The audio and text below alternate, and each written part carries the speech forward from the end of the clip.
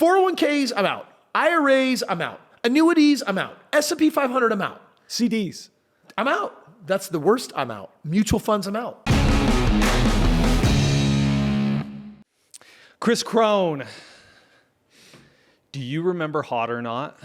Hot or Not? Yeah, of course. The website where they'd put up someone's picture and everybody got a vote. Like That if they sounds thought you really were hot shallow, or not. but- It was so shallow. Yes. But this keeps coming up. There's a trend right now on TikTok that's super inappropriate, but it's essentially Hot or Not. They call it smash or pass. Smash or pass. Yeah, you walk up to someone and you point to them and you'd be like... And smash is good, like smash it. Yeah. I think it's a euphemism. Oh, I think. Got it. I don't know. I'm not up with the times. okay. So But I it's the wanted same to do- it's leveled up. It's Hot or Not. Yeah, it's leveled up Hot or Not. I want to play Hot or Not with you, but with investments. Okay? So we're going to call this sexy. Jump In or Jump Out. Jump in, jump out. So I'm going to give you an investment option, and you're going to tell me whether at this point, you know, as the world economist that you are, if this is an investment you would jump in at this time, or that you would recommend people jump out. Well, this will be interesting because there's a lot of things people shouldn't be doing with their money, and there's a ton of new things that people should be doing with their money, and no one seems to know the new rules, except it's obvious to the wealthy who keep getting richer. And we're like, hello, hello, hello. This should be good. Let's go. Exactly. All right, let's do this. Spec builds. Oh, hop in. You Dude, jump into that? I hate spec building. Like 80% of Wasn't it the all cause of real 08? estate market cycles, and I am so hot on it right now. I was jealous. I was literally just yesterday, like in my neighborhood checking out, and I was like, oh, good on them. That's a spec build. I'm like, they're gonna make like $900,000 on that $2.5 million house. So kid you not. Yes, help tots, our jump in. audience understand, what is a spec build? Okay, so spec build means speculation. You don't have a buyer on a property. You're literally putting up the money in finances to build a property, and you assume that by the time it's built that you could list it on the market. So it's like a new build flip. Yeah, and it's going to be one of the hottest things in real estate and development that we're going to see probably inside of this decade. So you're into spec builds, Dude, right now. I literally just I'm buying a piece of property at the end of the year that just happens to have like an extra acre that could be used for a number of different things, including, I don't know, like a 20-unit building. And I'm like, yep, I'm definitely going to do that one. They're like, no, I should just flip it and make, $600,000, $800,000 on the land. I'm like, no, why would I do that? Instead, there's millions of dollars to be made in that. By the way, I'm going to have someone else do all the work. I'm just going to partner. Rewind. It's 2007. Yeah. January 07. Are you in spec builds? No. In fact, I was telling people in 05, I'm like, you're all crazy. Get out. They're like, why? I'm like, because the prices keep going up and up and up, and we have run out of inventory. You can track inventory in the game of real estate. When you run out of a demand for people wanting homes and you keep building, you're going to get spanked. Okay. But right now, spec builds, you're in. Dude, we're missing millions of homes. We won't solve that in the next 5 years. Like even Dave Ramsey's like, it'll probably be 10 years. Like everyone's like, well, the real estate's going up. We should just wait. He's like, you're stupid if you wait any time in the next decade. Wait a minute. You're telling me that right now you and Dave Ramsey agree on this? One thing. One thing. Dude, what is it you say about his advice? Someone wrote it in the sales office this morning on our window. They wrote, Dave Ramsey offers rich advice for poor people, but poor advice for rich people. So true. So true. He's so good for people that suck with money. Like, for example, if you're like hate budgets and you refuse to do one, Dave Ramsey's your man. But if you have loads and loads of money and don't know what to do with it? Dave Ramsey's not your man. But also, if you have debts to pay off, I'm going to tell you that paying off your debts is always the slowest way to get where you want to go. Every time I've ever had debt in my life, and I had an amount of money that I could have used to pay off that debt so that I could, quote unquote, save money. You know what I did with the money? I invested it. I made way more money. And then when it came time to pay off the debt, you know what I did? I reinvested it again, and then I reinvested again. And then a day came when I sneezed and all my debts were paid off. Yeah, but you have to understand arbitrage to be able to do that. Arbitrage is a simple game. It's a scary word that just means I borrow money on the cheap and I put it into high ROIs and I make the difference. If I borrow money at 3% and I'm making 20% on it, then the 17% in the middle is what I get to keep after I service my debt. I love servicing debts for good debt, meaning debts that make me money. What about like crazy debts, like credit card debt? If someone has like 20 grand and it's accruing at 33% interest every year. Yeah, I mean, listen, there's think of the game this way. You need a meaningful positive arbitrage to be able to play that game. What that means is, hey, I borrowed money at 20% and I put it in investment earning 10%. Yeah, that's dumb. That's called a negative arbitrage. You're losing 10%. That is stupid. So you're like, I got this other investment where I could literally like make 20%, but my credit card's charging me 23%. Okay, again, pay off the credit card. Why? Because it's more expensive money. Positive arbitrage is different than negative arbitrage. And you can't just like time that to the 1 or 2 or 3%. You need a meaningful, tangible increase on your positive arbitrage, which means there has to be enough winning for it to make sense. It's like if you borrow at 10 to earn 12, that sucks. You're keeping 2%. Borrowing at 10 is high, but if you're earning 50, dude, I'll do that arbitrage all day long. By the way, I'm literally borrowing nearly $1 million at 10%. And I don't mind it because I'm making like 100% on the money. So you want to become an expert at the game of positive arbitrage.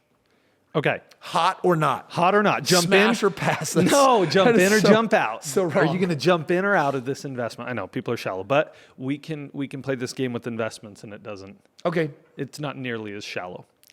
That's very true. Jump in or out, Kris. Crypto. Smash. Okay, there's some crypto that, first of all, like you want to be a hodler, you want to hold it, you want to be in the game for the long run. Even though I've done a little bit of day trading and moving my crypto over 90 days and 30 days and sometimes overnight, the reality is I don't want it to absorb too much of my time, effort, and attention. It's going to stay for the long haul. So anyone that doesn't own any right now, it's only going to get more expensive. And it's not like gold. It's not like there's a limited amount. The limitation in crypto is that when they're done mining that coin, then it will run out because they don't just print more of it. That's what makes it even more valuable. But you see, we can always find more gold. Crypto, it's a known quantity that literally will get mined until there's nothing left of it. That's why Bitcoin will keep going up. But you have to be prepared. It's a very volatile game. So if you're not willing to play it for years, you shouldn't play it. So if you're not willing to play or you're for a years, crazy expert and it's what you do for a living. That's the only caveat. So you're out if you're not in it for a long term. If you're just trying to turn a quick If you're buck. not, if you're not an expert and that's your game, then yes, that's exactly how I would play it. Okay. Kris, you would jump in or jump out on vacation rental, VRBO? Ooh, this one I'm divided, man. So it doesn't matter what's happening. Like, well, it got smashed, last year, but now it's coming back. It's like, well, it all depends. Like, don't get me wrong. I like Airbnb, but the numbers have to make sense. And so there's some people that know what they're doing and there's some people that don't. Dude, my brother just picked up a property in Phoenix for $700,000 and he's making 100% on his money every single year on it. So there are parts of the country where it does make sense. It's still kind of a newer game. And the last thing you'd want to do is own a property for short-term rental. And then all of a sudden the city changes up the code on you. Yeah. We don't allow short-term investment. There's some risk, right? They did in St. George. There's some risks happen in St. George. But if you study it out and you do it right, dude, you can get some crazy gains on that. So I've got a couple of specialists I work through. They're giving me deals. I am doing some of those deals and I'm loving them. But, I don't think a lot of people understand the game. The obvious winners are people that are in really hot markets that have been owning property for a really long time, didn't know what to do with it. It was way too valuable. Man, you instantly have this paid off or near paid off property that's worth a lot. You can kill it on a VRBO. Other than that, you have to get really nichey and you got to get really experty. My experience is most people, unless you're working with an expert, you're not going to figure out the game consistently. So I'm in. If you know what you're doing. If you don't, or you're a novice, or you're like lone wolf in it, or you're like, I'm just going to figure it out, I'm not so bullish on you. Okay. Tell me if you're in or out on this one. An individual has $100,000. They've been saving for years and years and years. They're in their 40s. They have a steady career. Okay. Should they start a small business? Yes. You're Jump in on that. Every time, yes. Every Okay. time, yes. Here, But don't most small businesses fail? No. The reason why there's a heavy skewing of failed businesses is because no one goes to school to learn business and they make some primal mistakes. The first one is they fall in love with the product instead of a clientele that they can serve. The second mistake is that they're the artist that wants to do the fulfillment instead of where you make the most money, which is owning a company, not operating a company. So people get trapped. So all of these statistics about how hard and difficult business is because someone said, well, I had a job working for someone else, then I started a business and decided to work for myself. And I'm like, you're double screwed. When you work for somebody else, they're going to give you a paycheck more or less no matter what, as long as you can fog a mirror and breathe and do your work 9 to 5. When you own your own business, You're the last person to get fed and paid after everybody else at the end of the day, so you better be good at it. Most people will choose your typical 10% low margin product, which means I'm going to keep a dime for every dollar that I earn. And that's just not enough reward. And for what? Probably double, triple the amount of work, too much work, wearing too many hats. So that's what happens when most people get in business. You should look at franchises. You should look at owning established businesses. You should look at businesses with track records. You should look at a business that has some level of time-tested provenness to it. And in that, if you're the owner, not the operator, you can slay it. In fact, I always tell people that if you own a successful business, you should be producing a quadruple-digit ROI on your investment. By comparison, 401ks, IRAs, you're earning single-digit ROI. Real estate, I consistently earn double-digit. Owning successful companies of the future is triple-digit ROI. Quadruple freaking digit ROI, like, oh, I made 5,000% a year on my money by owning, not operating, a business where we didn't slay it. We just did something good. It's just so easy to win in business if you have the right standards. And my book, Have It All, that I wrote, it's coming out this November, 2021, basically teaches the top 5 standards that if people would just pick a business based on these 5 things, we would go from a 90% failure rate to probably a 60 or 70% success rate, because people lose when they don't understand standards. So someone that saved up 100,000, first of all, don't buy a business or start a business for 100,000. You can get into business for a lot cheaper than that. And you should have some experience with it, because in the beginning, you're going to suck if you're the operator, which is why I recommend that you find some type of system where you plug in to a system of expertise and you're not starting the grind from the ground up. In fact, skip the grind. Okay. Next one. Are you in or are you out on... Wait, I got to back up. I need to go a little further. Okay. The reason why I'm all in for starting a business is not because you want to own a successful business. It's because if you in it, you own it, and you are not operating it, then 6 months later, someone else is running it and you can do it again. Do you know how many businesses I own? Every year, do you know how many businesses I start? The reality is I have such a track record of winning all the time that I'm always starting new businesses, handing them off, have someone else run them, and I got a track record in this. I love the duplicatable of it, of owning your own business. I love the amount of money that you can make providing incredible value for people based on gaps in the market. And you can get rewarded handsomely if you know what you're doing. And everyone should study how to do that. Like in my book, Have It All, I explain it. It's not like you have to go to school for 10 years to figure it out. In fact, you literally can read a single book like the one I wrote, or you can get a basic business mentor and boom, you can create massive acceleration so that you don't make stupid mistakes. That being said, I've got buddies that have owned business for many years and they still struggle because they don't have high enough standards. Well, and a moment ago, you said you should jump in if you're good at it. But when you say good at it, you don't mean the fulfillment side. You don't mean, oh, if you're good at, creating these sculptures. When I say good at business, you mean good at business. When I mean good at business, what I really mean is you don't make stupid decisions because you have high enough standards. Tony Robbins years ago was my mentor. He taught me that you have to have standards in business. And I'm like, that's weird. I've only heard that phrase applied to things like dating or morality.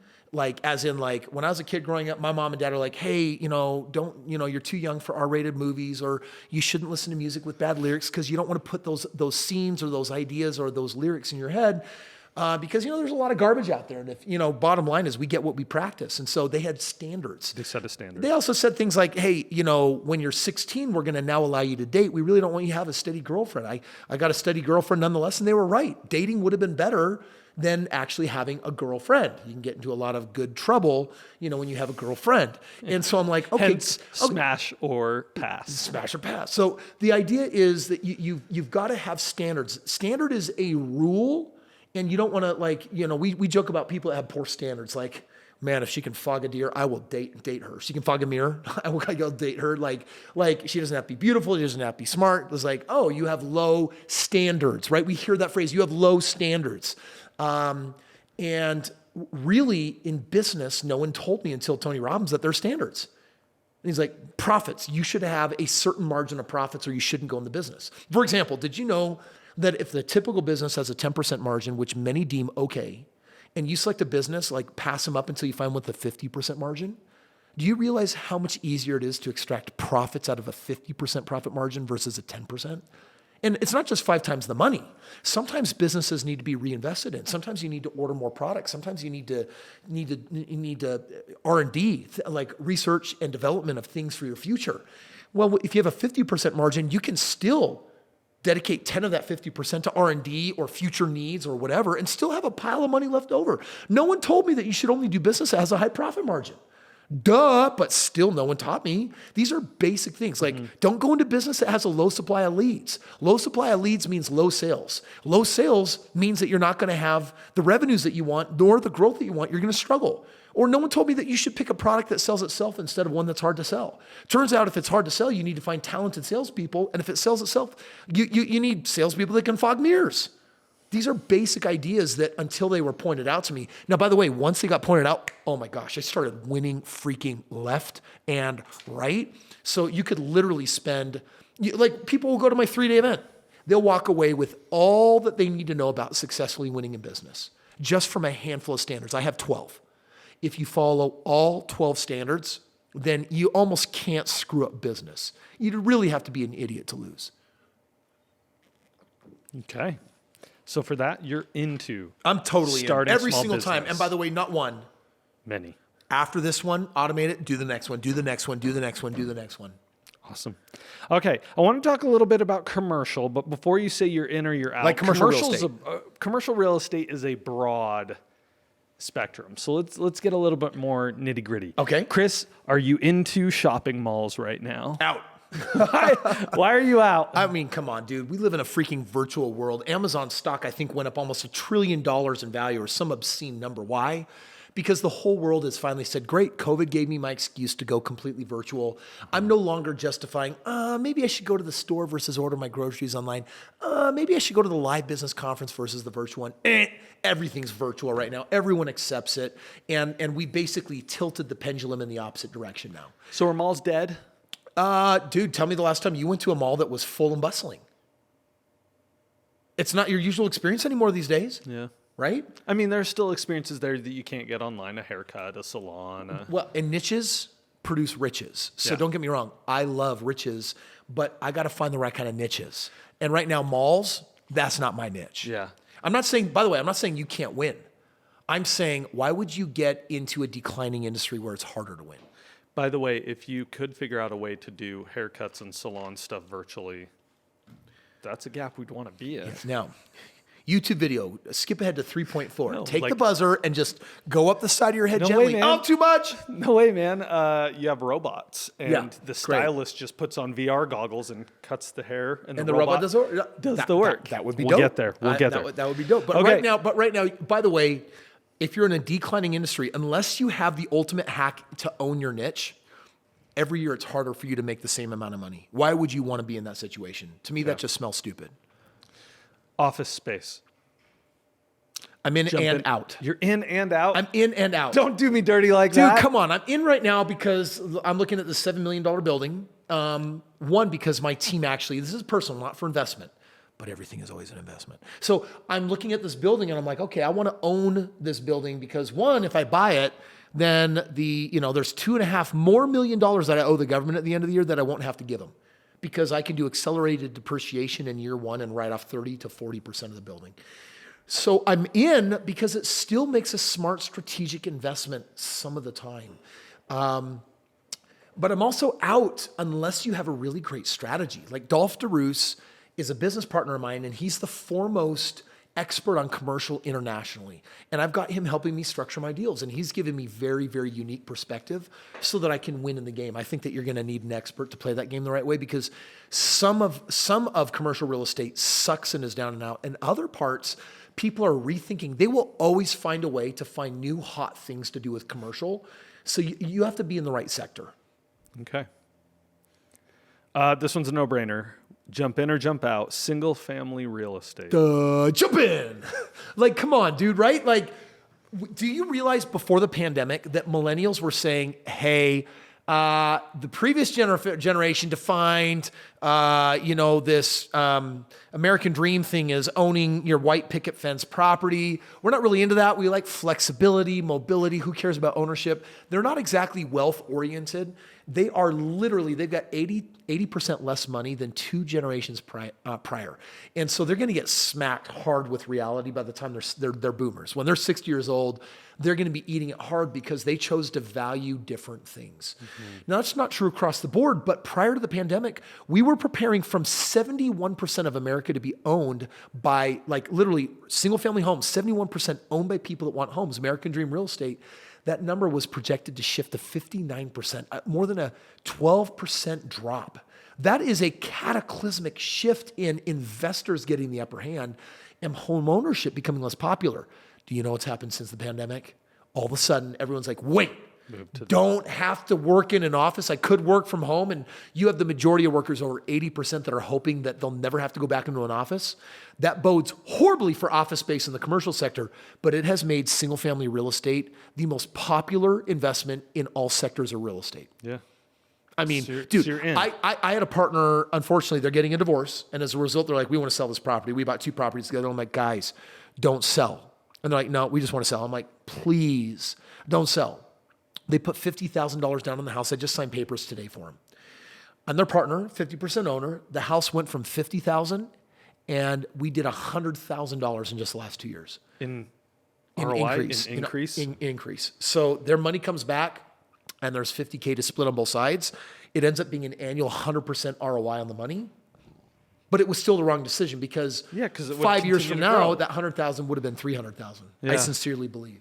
So like HODL, don't sell your single family homes. Everyone in this country, if you're listening to my podcast, you should be asking, before the end of the year, how do I buy 3 more single family homes? I'm asking that question. And I get it, right? You're also thinking like, geez, Kris, 3, that would be a lot for me. Yeah, but if you don't ask the question, you can't get answers.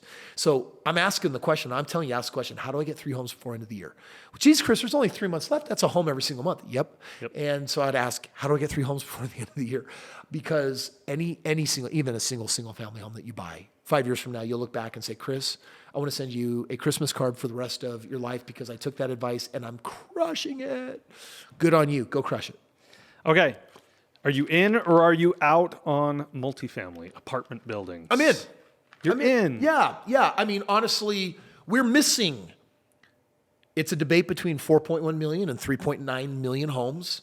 And so it's not just single family that's going to do better. We need more development across the board. And right now, beggars can't be choosers. If I can't own a home, I'll at least rent a condominium or maybe I'll buy one. So even though I don't think it can be as high of an ROI of what I'm producing in single family, it's still not going to suck. Okay. So you're just like, get your money into play. In real estate, it's a hard, tangible asset. It is so popular right now and will be this decade. I hate to ask this next one. Then don't. If it's what I think that you're going to ask, I'm reading your mind right now. Kris, instead of starting a small business, I'm going to put that $100K into a 401K. I want to punch you in the face right now. Lift your neck. I want to throat punch you. I'm serious, dude. A freaking 401K, like. So you're out. 401Ks, I'm out. IRAs, I'm out. Annuities, I'm out. S&P 500, I'm out. CDs.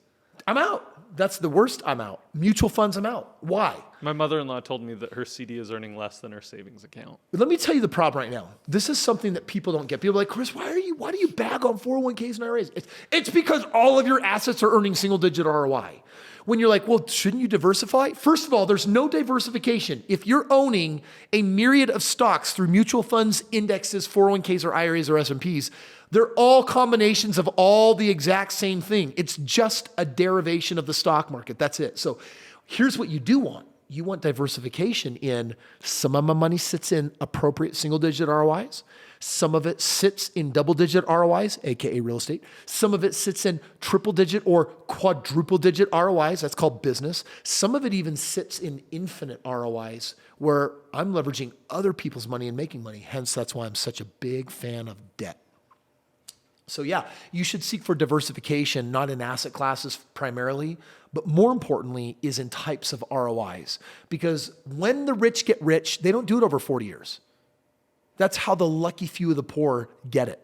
The rich get rich and they usually do it in less than 5 years. Because when you tap into double, triple, and quadruple digit ROIs, interesting. It's just math. When you do single digit ROIs, your money, like for example, stock market 30-year average, your money's going to double every 12 to 15 years. If you put it in real estate, right now, my way, it'll double every 3 years. You put it in business, it can double from months to even just days. So the rich get rich because they're smart. They own businesses, they start businesses, they own real estate. 90% of all millionaires do it in the game of real estate. They are not following society's sucky 401k, IRA loser game plans. Okay. So this brings up an interesting By the way, question. I think I'm a pretty nice... Carson, do you think I'm a nice person? Yeah. 401ks Other than are when you for... threatened to right throat here. punch me. No, I'm not going to throat punch you. It's a metaphor. I'm going to throat punch A your metaphorical 401k. throat punch. Okay, so this brings up a good question. If I have to choose, should I do a primary residence, keep a roof over my head, or an investment property? Investment property. Really? 100%. That's not even where you started. Normally, I tell people, buy a primary residence. Are you kidding me? 3% down payment, Yeah. et cetera. But if you could only do one, do an investment property. An investment property, you'll probably win bigger. You'll be smarter. Primary residence, dude, it locks you down. You're going to be like, you have to battle between, is this a house or a home? You have to battle, is this for my family? Is this for a future family? You have to battle, is this really an investment? And so unfortunately, when you do a primary residence, it's like, I just have to have that kitchen remodeled that certain way. We got to live in this Ends up one being a money particular suck. district. We need the house to X, Y, and Z. I'm like, great. You are literally eliminating possibilities for discounts or for the kind of real estate that'll be optimized. Primary residences overall, you'll win, by the way, in this market. In the next decade, you buy a primary residence, you're going to win.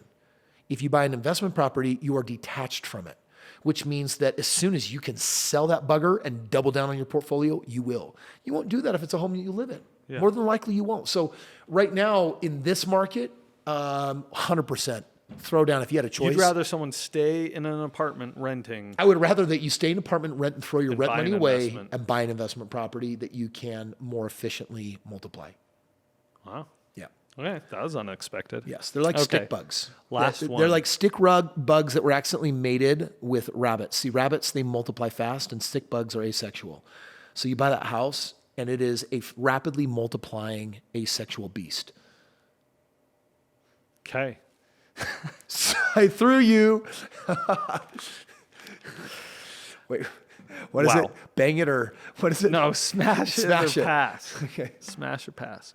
Okay, jump in, jump out. Did I miss anything? Chris, is there anything you're jumping into right now that people should know about? Is there anything you're jumping out of that people should know about? Honestly, I think that you hit it. My five are always going to be number one. You got to be, cash is king in an economy like this, and you only have cash if you save. So you got to be a really good saver. But if you have a disorder because you're only saving, then you got to get into investments. And there's three primary vehicles. You should 100% invest in real estate. You should own the pieces of the most exciting, successful, new and upcoming companies. And then you should own your own business. Those are three sectors that you need to be in if you want to see the biggest winnings and also if you want to control your financial destiny the most.